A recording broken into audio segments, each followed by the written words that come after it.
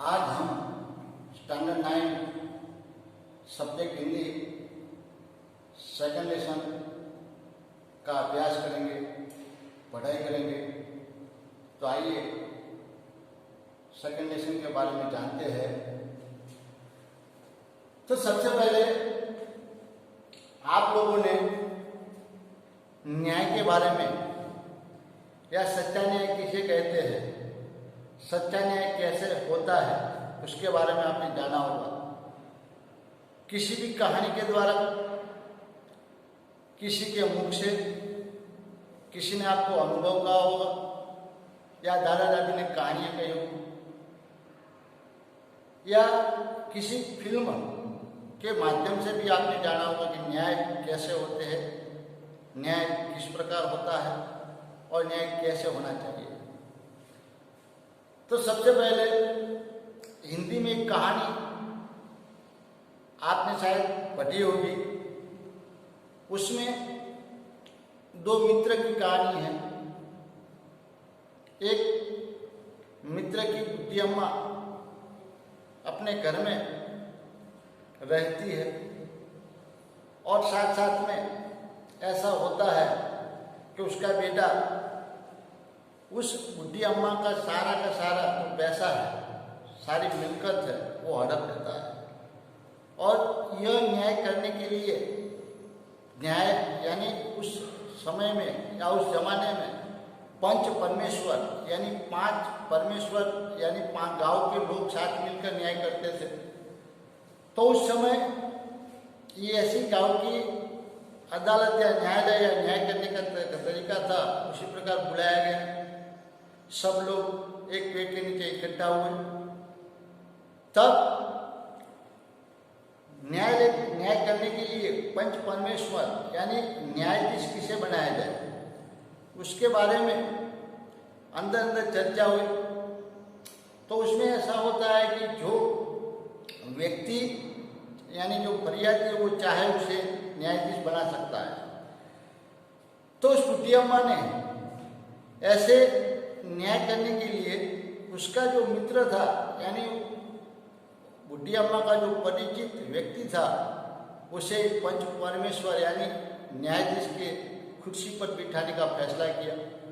सबसे पहले तो उसका बेटा खुश हुआ, क्योंकि जिस न्यायाधीश की निमणूक हुई या अपॉइंटमेंट हुई है वो खुद अपना दोस्त था, वो सच्चा यार था। तो अदालत में यानी पंच में न्याय करने की प्रोसेस या न्याय करने के लिए कहा गया। सब दलीलें सुनी गई। बुढ़ी अम्मा ने भी अपना पक्ष रखा, बेटे ने भी अपना बचाव पक्ष रखा कि मैंने कोई ऐसा लिया नहीं, जो मेरे हिस्से का था वो मैंने लिया है। लेकिन वह ऐसा अंत में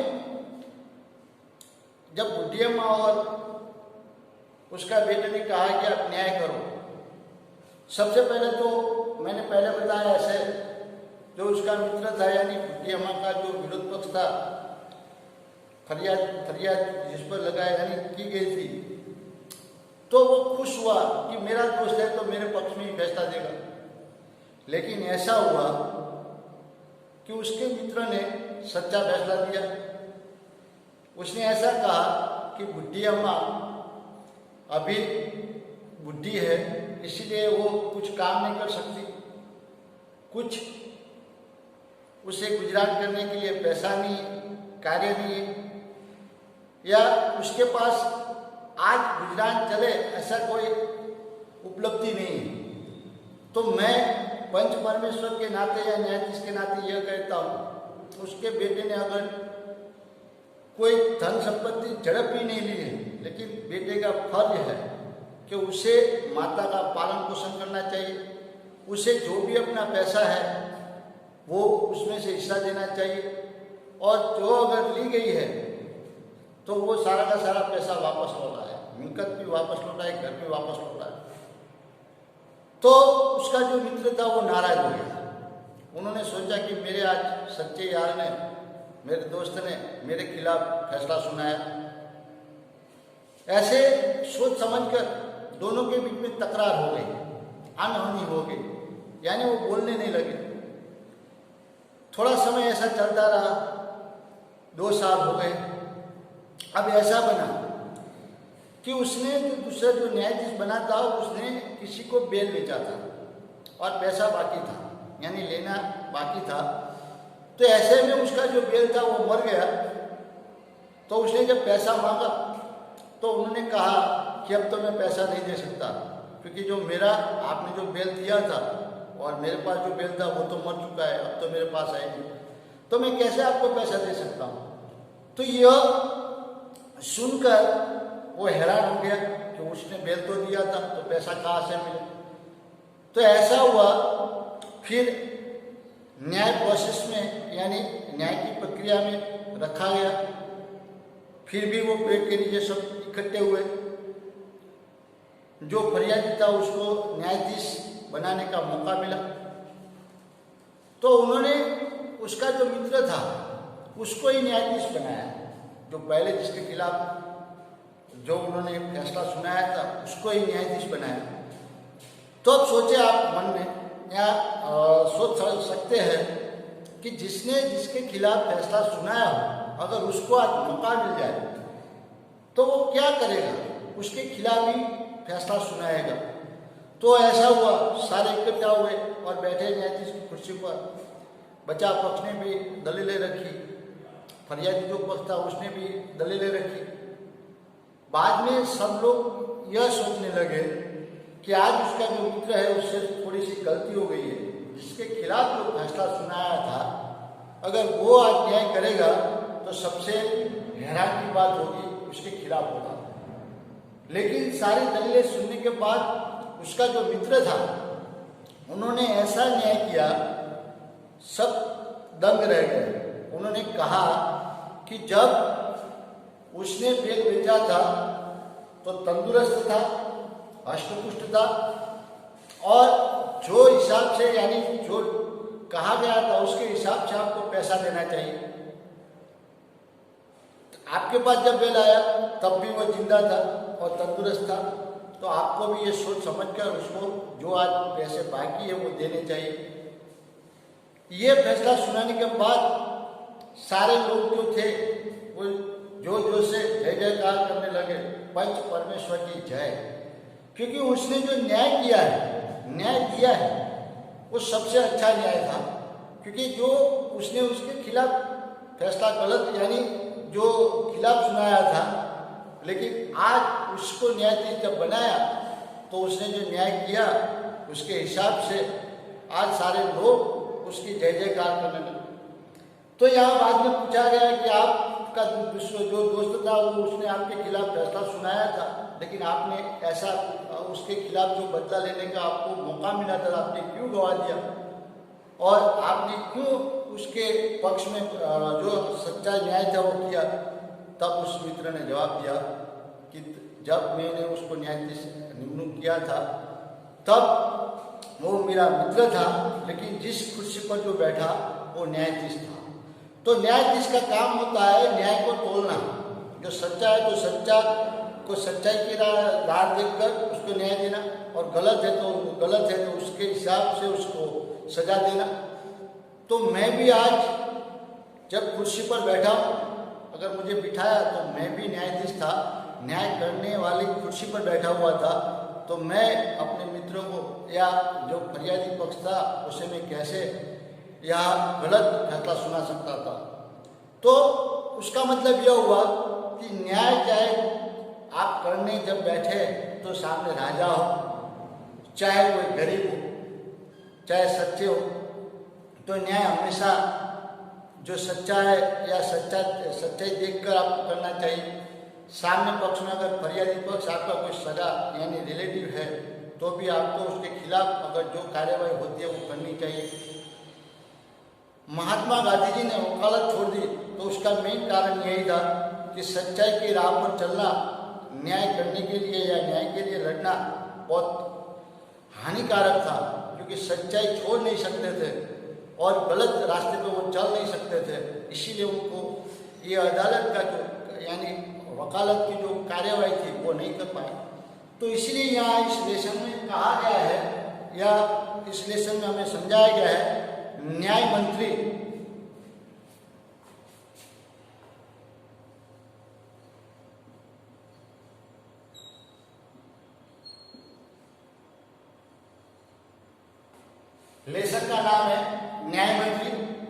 आपको मैंने प्रस्तावना में ही बता दिया कि इस पाठ में क्या होगा, क्यों रखा गया है। यह हमें मूल्य सीखने को मिलता है कि हमें सच्चाई की राह पर चलना चाहिए। अगर आप कहीं ऐसे न्याय करने के लिए बैठे तो आपको न ऊंच नीच, न गरीब पैसादार, न रिश्तेदार, न दुश्मन, वो सोच समझ कर ही फैसला जो है वो सुनाना चाहिए या करना चाहिए। तो उसके लेखक है श्री सुदर्शन।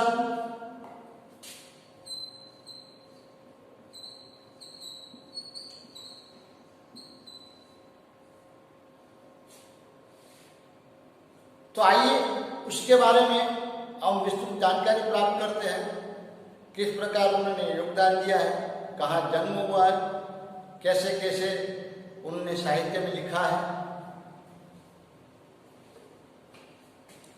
तो श्री सुदर्शन जन्म सन 1896, निधन सन 1968। सुदर्शन जी का मूल वास्तविक नाम बद्रीनाथ शर्मा था, यानी सुदर्शन जी का ओरिजिनल नाम यानी अपना जो नाम था बद्रीनाथ था, बद्रीनाथ शर्मा था।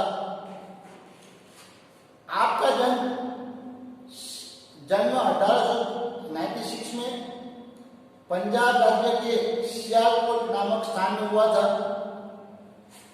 बचपन से ही आपने कहानियां लिखना प्रारंभ किया था, यानी बचपन से ही उन्होंने कहानियां लिखना स्टार्ट किया।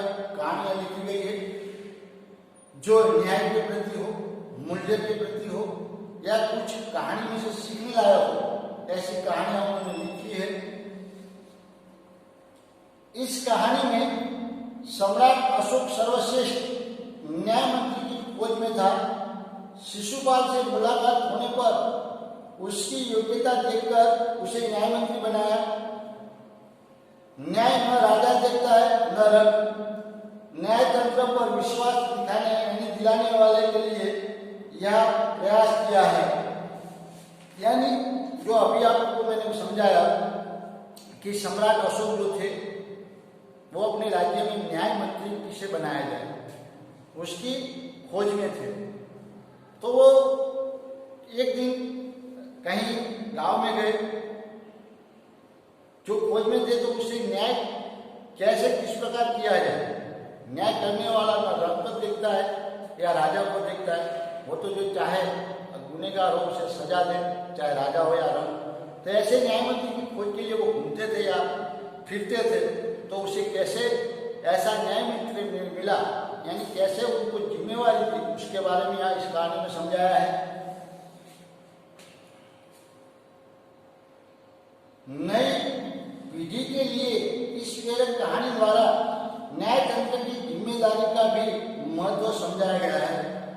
यानी नई पीढ़ी, आज की जो पीढ़ी है, आज हमारे विश्व में या भारत में या हमारे चारों तरफ जिस प्रकार न्याय प्रक्रिया चल रही है, मैं कोई अदालत का या विरोध नहीं कर रहा हूँ, लेकिन न्याय की जो प्रक्रिया प्रोसेस है उसमें कहीं ना कहीं आज गिरावट आई। तो यह उसका मतलब यह हुआ कि ये सम्राट अशोक जो थे वो न्याय कैसे किया जाए और आज की नई पीढ़ी इस न्याय को समझे या कैसे किया जाए वो समझे, उसके बारे में यह सुदर्शन जी ने रखा है इस कहानी के माध्यम से। पहले मूल्य के लिए, जैसे आपको मालूम है कि रामायण अभी आप सीरियल देख रहे हैं, तो रामायण में भी न्याय राजा कैसे करता है उसका मूल्य क्या होना चाहिए। आप भाइयों के बारे में भी देखा है, राम लक्ष्मण शत्रुघ्न, तो अपनी अपनी फर्ज यानी कर्तव्य निष्ठा से अपना न्याय कैसे किया जाए, वो हमेशा क्या फर्ज है क्या कर्तव्य है वो दिखाया गया है। तो उसका प्रकार है कहानी।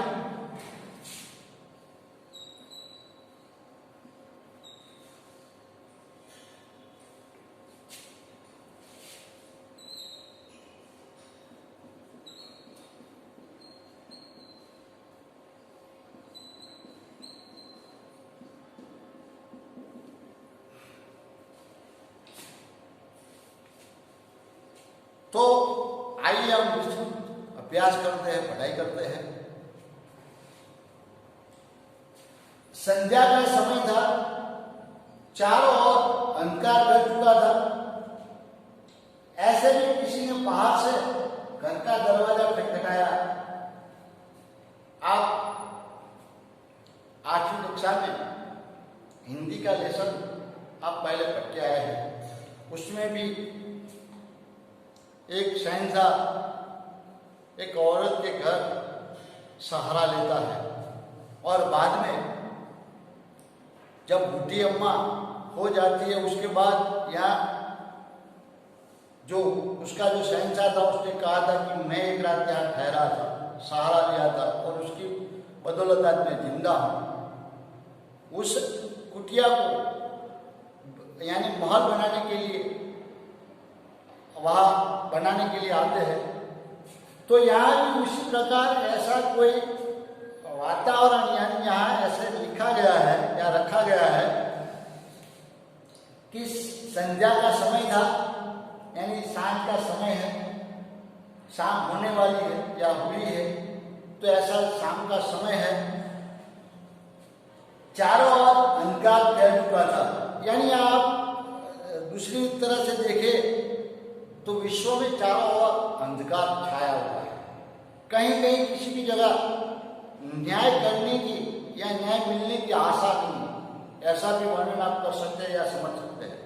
चारों ओर अंधकार फैला हुआ है, यानी कहीं रोशनी की किरण नहीं मिल रही या प्रकाश नहीं आ रहा, कहीं भी उजाला नहीं दिख रहा। तो उसी आधार पर यहाँ लिखा हम समझ सकते हैं संध्या का यानी संध्या का समय था, चारों अंधकार फैल चुका था। ऐसे में किसी ने बाहर से घर का दरवाजा खटखटाया।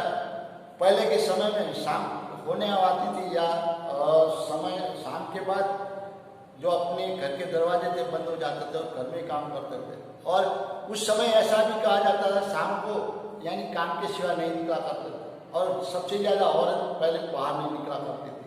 तो यहाँ घर का दरवाजा बंद किया हुआ है, किसी ने आकर खटखटाया तो अंदर से ही प्रश्न किया कौन है। अंदर से ही जो बाहर खटखटाया है किसी ने दरवाजा, तो अंदर से ही प्रश्न किया कौन है। आज हमें यह सीखना चाहिए, चाहे कोई भी बाहर से आए और नाइट का समय हो, आप अगर छोटे हैं तो बड़ों को पूछे बिना डोर का दरवाजा यानी जो दरवाजा है रात के समय पर नहीं खोलना चाहिए। बड़ा कोई व्यक्ति है आपको उसको जगाना चाहिए या उसको कहकर दरवाजा खोलना चाहिए। तो यहाँ भी उसी समय पर जब दरवाजा खटखटाया है तो अंदर से प्रश्न किया कौन है। ब्राह्मण शिशुपाल ने थोड़ा सा दरवाजा खोलते हुए पूछा, यानी ब्राह्मण शिशुपाल यानी जो अंदर रहने वाला उसका नाम है शिशुपाल।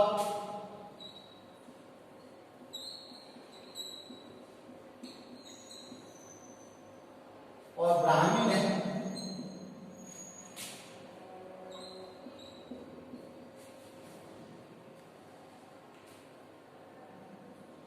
ब्राह्मण शिशुपाल ने थोड़ा सा दरवाजा खोलते हुए उन्होंने ये प्रश्न किया कौन है।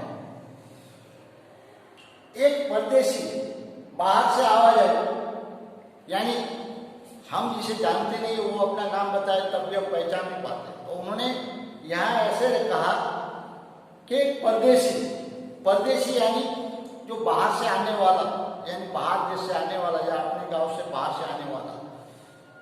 तो हमारे यहाँ भी ऐसा कहा जाता है जो अपना गांव बाहर से कोई दूसरा अगर गांव का है तो उसे परदेशी कहा जाता है, अगर कोई अलग डिस्ट्रिक्ट से भी आता है तो उसे परदेशी कहा जाता है।